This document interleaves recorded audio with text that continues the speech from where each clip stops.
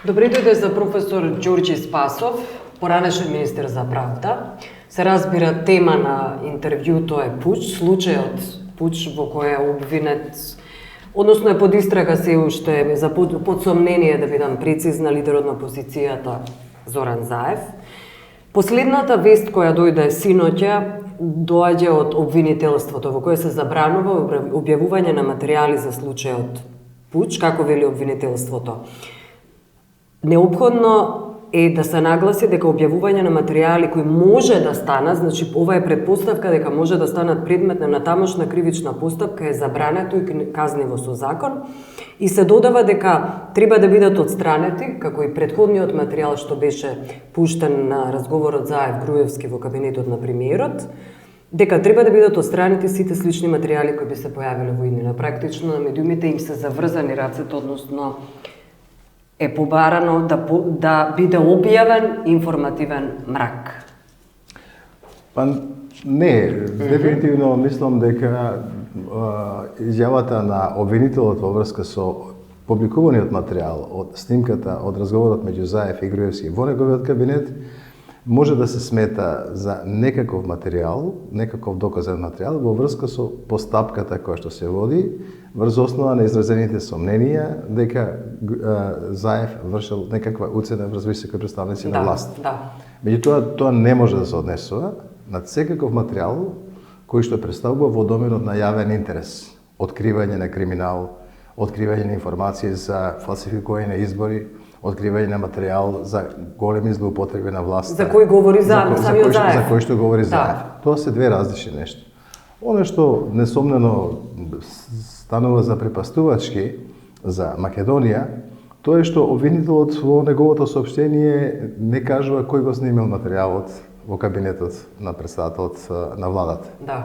Но и дека не дали е под истрага Заев или не. Меѓутоа е основната за мене. И зошто е снимен основното вчудено видување за мене е што вие во една држава, ако некој снимил некаков материјал во кабинетот на премиерот и вие не знаете кој тоа го снимил, нашето обвинителство, тогаш имате сериозна безбедносна закана за земјата.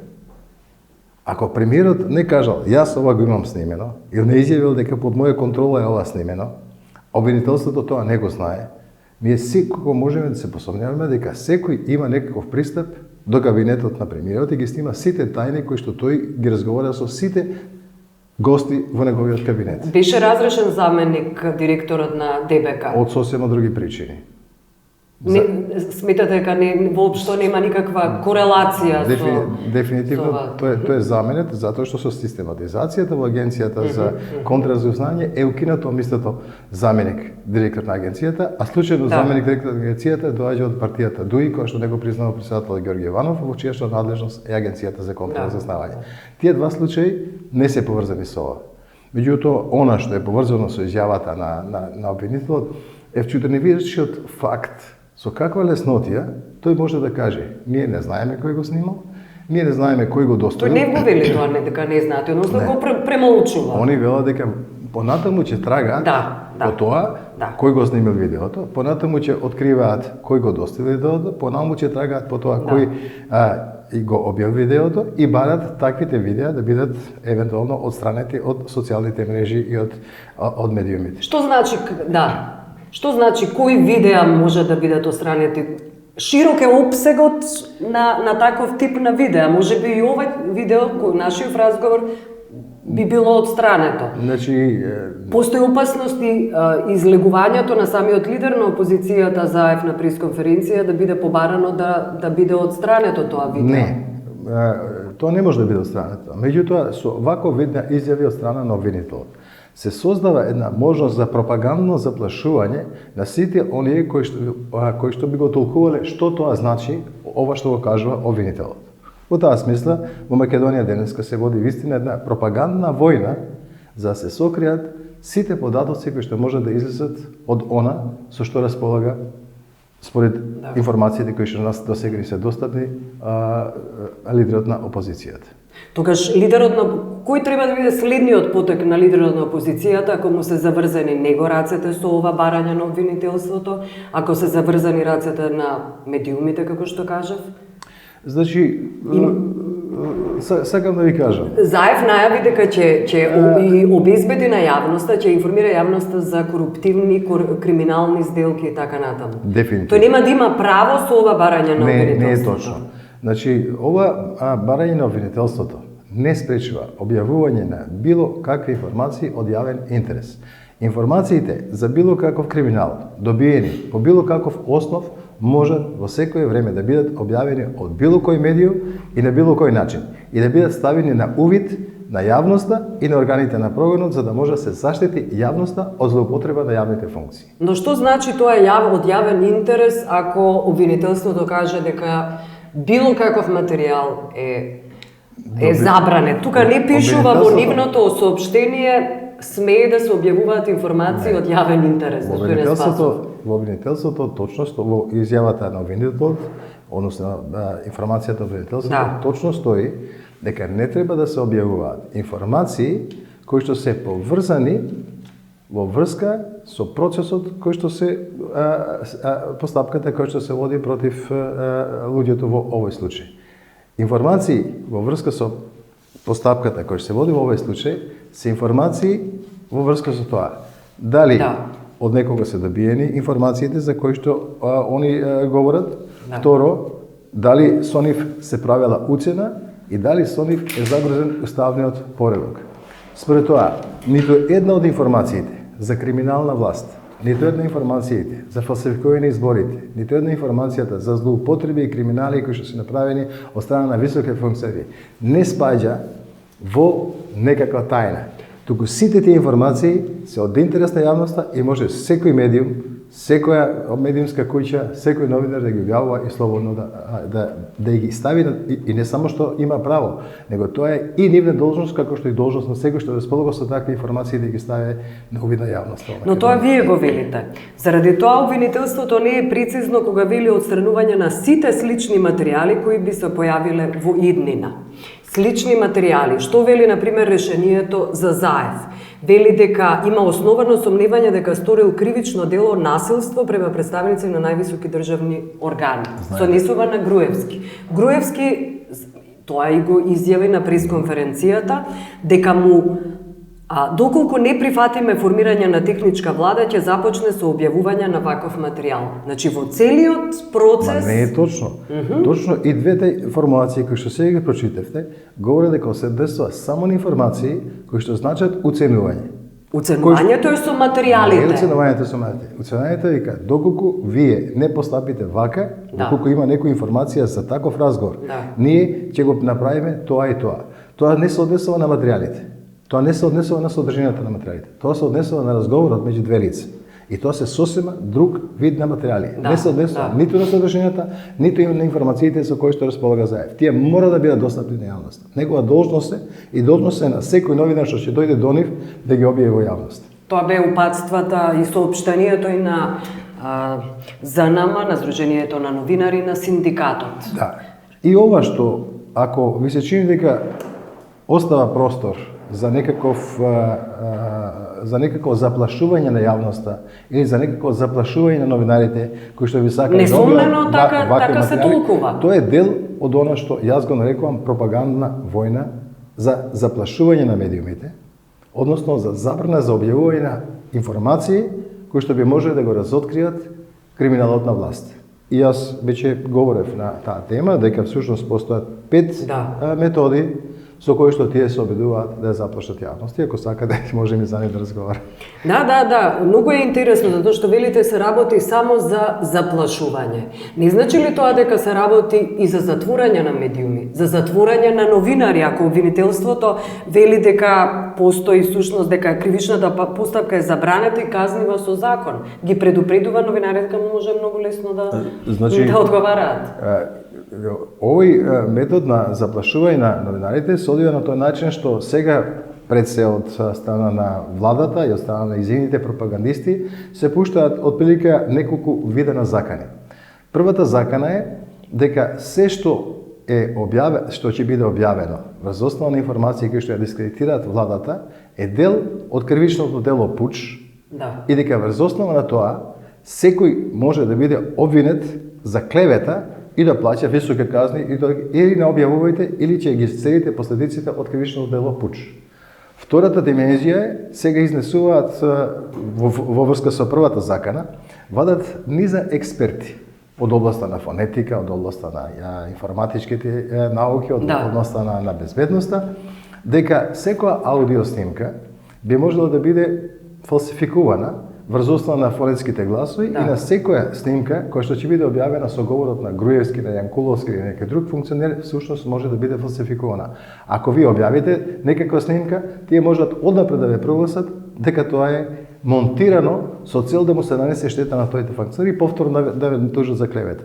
Третата приказка, која што ја шират сега исто така пропагандистите на власта, е дека Заев располагал со над 1500 снимени фајлови од разговори на граѓани, а тоа значи дека и негови членови на партијата, и сите граѓани, дека треба сите граѓани со сите сили да се обидат да ги спречат објавувањето за да доведе до разоткривање на сите тајни кои што секој човек во државата тоа денешен дневник за да настане да. Меѓутоа, они продолжуваат и понатаму со саканите во однос на целата таа приказка. Значи, освен што е тоа, они сега викаат дека пучот треба да се спречат.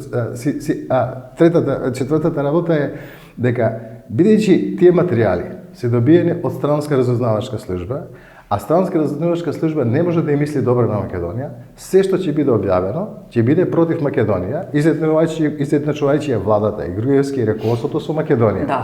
И последната месечине неправедна оптужба, односно закана е тоа дека е сосема сигурно, сега медиумски пропагандистите на власта тврдат, дека овие информации доаѓаат пред се од грчката разузнавачка служба, кој има интерес Груевски да биде сменет, кој што не сака да го даде името и да го доведе на власт Заев, кој што немци им го продаде името и дека зад ова всушност се крие една непатриотска игра, односно една предавничка, платиничка, уште пострашно, велепредавство е кога е. Велепредавство е едно предавничко во кое што сите оние кои што такво нешто ќе поддржат, всушност се платеници, предавници и непријатели на сопствената татковина. И затоа целиот овој процес изгледа како една објавена војна на опозицијата во Македонија од страна на власт. Тие веќе не бираат средства и не го одвојуваат нити Заев, нити било кого од целата оваа приказка. Туку велат Социјалдемократскиот сојуз на Македонија и сите оние кои што го поддржуваат се дел од едно сценарио за рушење на Македонија. Восторничко здружување. Терминот омилен на власта. Тие треба да бидат под закана од казни, под закана од затвор, замолчани, за да не може ништо од сето ова да излезе на видео. Добро, една од нивните методи всушност е илустрација, вие бевте неодамна илустрирани, мислам интелектуалци, критичари на оваа власт беа илустрирани еднакво како вас. Сега околу политичкиот аспект ве молам. Имате ли објаснување зошто Заев не е уапсен? Дали тоа е страф на Груевски, на оваа власт сепак дека меѓународната заедница дека ќе предизвика наистина голема бура и можеби гнев кај меѓународната заедница, која и претходно го критикуваше, можеби не премногу силно. Па јас мислам дека или е тактизирање и на крај може сепак Заев да заврши во затвор. Прво има калкулација, затоа што Груевски во овој момент беше соочен до пред некој ден од штрајкот на образованието, со закан дека ќе бидат окупирани универзитетите, протестите на новинарите за ослободување на Кажаровски. Хонорарците не ве молам не ги заборавате. Хонорарците ова кој што ја протестираат, нема од сите страни на некој начин соочен со протести. На сето тоа и Дуи не му го изгласува уставот, он се чувствува он се чувствува обседнат и уценет од сите страни и притиснат од сите страни дека нешто не работи како што треба. Тргнувајќи во овој последен обид за уништување на опозицијата, он пресметал дека има време да го апси Заев, доколку успее да го натера обвинителството и судството да креираат еден монтиран судски процес против него. Меѓутоа, мислам дека тој се излажа. Тој се излажа затоа што за прв пат меѓународната заедница свати што прави Груевски во Македонија. Он мислеше дека ќе го толерираат исто така како после апсењето на Љубе Бошковски. Ќе го толерираат исто така после затворањето на А1. Ќе го толерираат исто така после минирањето на објектот Космос. Ќе го толерираат исто така дури после протирувањето со полициски сили на новинарите и парламентарната група. Меѓутоа, демократските сили конечно сватија дека овде се случува еден модел на диктатура која што е насочена само кон тоа зачевувањето на власта со лажни обвиненија против било какво однесување на опозицијата. Он калкулираше со целата таа приказка, мислејќи дека е доволно со сегашните методи на сатанизирање на лидерот на политичката опозиција да му го прикачи епитетот дека тој е направил обид за државен удар, всушност дело кое што се обидуваше уште во 2012 година да го искористи за замолчување и за уништување на опозицијата. И пристапи кон овој модел на некој начин на прогонување на опозицијата, кој што мислам дека ќе му излезе многу голема штета за него самиот. Затоа што дефинитивно, прво, ниту во еден нормален судски процес, он не може да докаже дека се работи за обид за уривање на уставниот поредок. Со самото користење пуч во целата оваа комуникација, он асоцираше дека во Македонија се случуваат големи голема нестабилност дожива Македонија и порачува практично тоа е порека до сите бизнисмени, до сите други да не се да не инвестираат во Македонија, меѓу другото затоа што ако овде постои можност од политички преврат преку ноќ, тогаш каква е стабилност на сите тие инвестиции за кои што он цело време патува по светот. И мислам дека од ова е еден политички процес кој што мора да има една многу сериозна политичка разрешница. Или тој ќе успее на крајот од овој процес да го осуди Заев на долгогодишна казна затвор, или ќе мора да се поднесе оставка и да ја напушти власт. Трет излез од ваква ситуација нема, нити може да постои. Ако успее со првата постапка да отиде, тогаш мислам дека е на патот да предизвика сериозни политички протести во земјата, кои што на крајот пак ќе завршат со истото со негова смена и со оправдување на ова што го прави Заев. Доколку, например, пак поднесе оставка, тогаш имаме една ситуација во која што вистина ќе се расчистат сите прикази околу ова, што тој сакал да постигне со ова и што врз основа на тие материјали со кои што располага Заев вистина правеле во сите овие години додека биле на власт. Имате ли објаснување заради тоа што сето ова е всушност поврзано со однесувањето на опозицијата и на Заев како клучен човек на опозицијата? Предолго чекаше со бомбата, имаше многу објаснувања. Едно од објаснувањата беше дека имаше серија на протести, демонстрации, маршеви, навистина беше блокирано пуштањето на тие бомби. Второ, имаше шпекулации, информации дека всушност се преговара за евакуација на семејствата и самите извори на документите кои му ги давале околу доказите против Груевски оваа власт. Мислам дека во стратегијата на Заев, која што јас не ја познавам целосно и така натаму, дека беа содржани неколку елементи. Првото, они од моментот кога објавија дека располагаат со информации за криминали на власта, за фалсификувани изборите, за украдени 100.000 гласови, за разговори кои што ќе доведат до демаскирање на влијанието на полицијата и на политиката врз суството. Меѓуетничките тези исто така беа споменати дека би задале удар врз стабилноста.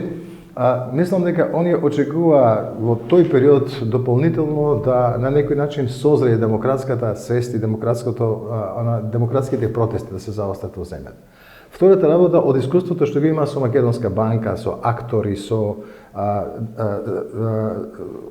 Загорец Тумбовски и така натаму, ако се сеќавате, они рекоа дека ако ова биде објавено во некој незгоден период, како што беше на пример пред 24 декември кој пропадна на пример за време на католичкиот Божич, па ако бидат објавени во некое време каде што јавноста ќе биде зафатена, меѓународната јавност со некои други проблеми, дека нема да ја добие таа јавност. И направија нешто што мислам дека успеа во голема мера да секој во земјата биде конечно заинтересиран што е тоа со што располага. Но во исто време претрпува сериозни критики заради тоа што затоа што он остава простор за овие да се организираат и да се одбранат во таква ситуација.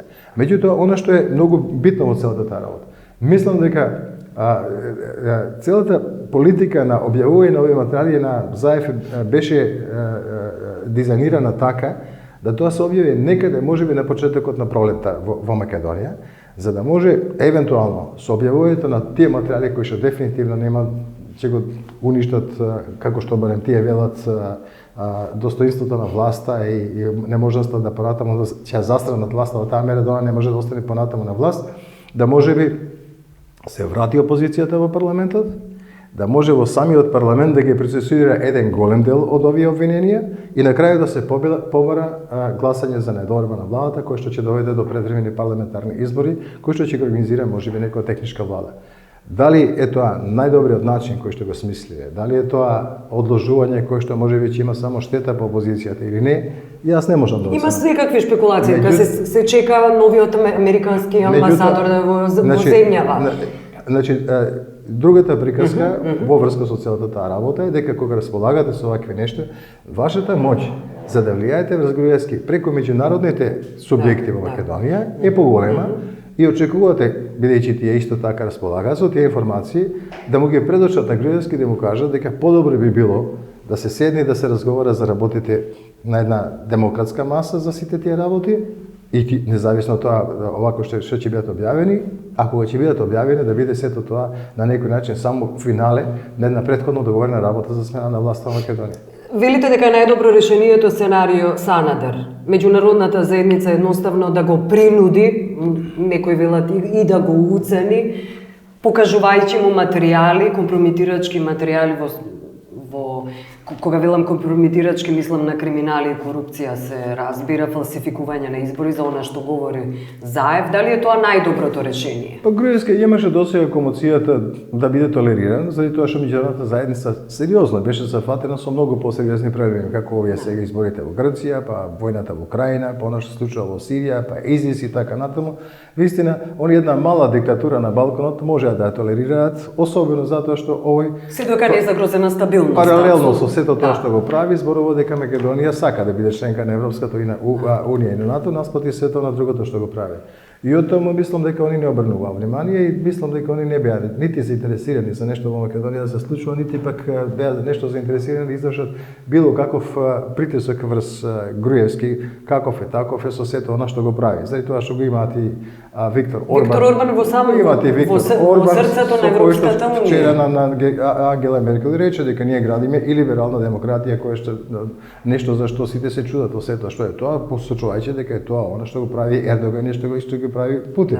Ако знаеме во Македонија дека претседателот на државата Ѓорѓе Иванов уште пред да стане претседател дека гледа Русија пише Македонија, дека нас Ердоган е во срцето на македонците и дека се што прави Груевски отпочнувајќи од тоа невоведување на санкции кон Русија, па се до она што го пишува дека бара се да потпиша првиот за Јужен тек и така натаму, тогаш ќе биде јасно дека тоа е една потполно идентична политика на она што прават и Ердоган и Виктор Орбан и што прави Путин. Меѓутоа, меѓународната заедница засега гледа беневолентно кон целата работа. Да не ја забораваме германската Германија која на највисоко ниво испрати соопштение која говори за демократски вредности, која станува збор за лидер на опозиција. Ова е практично оневозможување на опозиционото делување и тоа е реалното рушење на уставниот поредок. Значи, уставен поредок кој што гарантира и кај овозможување на услови за делување на опозицијата, оној што ова го прави, тој всушност го руши уставниот поредок. Така да, ако го читате внимателно практично соопштението од германското министерство за внатрешни работи, тоа е дека човекот кој што посегнал по вакви мерки веќе го урива уставниот поредок со обвиненија за наводен удар врз уставниот поредок и секаде го пишуваат како наводно обвинение за наводни дела кои што се стават. Добро, Европската унија и американската амбасада прилично беа меки, рекоа како и секојаш дека се загрижени, но ги повикуваат властите да ги задоволат како велат највисоките стандарди на правна држава, транспарентност, слободен говор, така. А при тоа во нивните извештаи викаат дека во Македонија не постои почитување на стандардите. Како можете да барите да ги задоволат стандардите кога они самите се свесни дека во Македонија постои селективна права и судство кое што е под политичко влијание. За кој говорат дека е партизирано? Оттаму они инсистираат и ќе инсистираат уште на таквите нешта.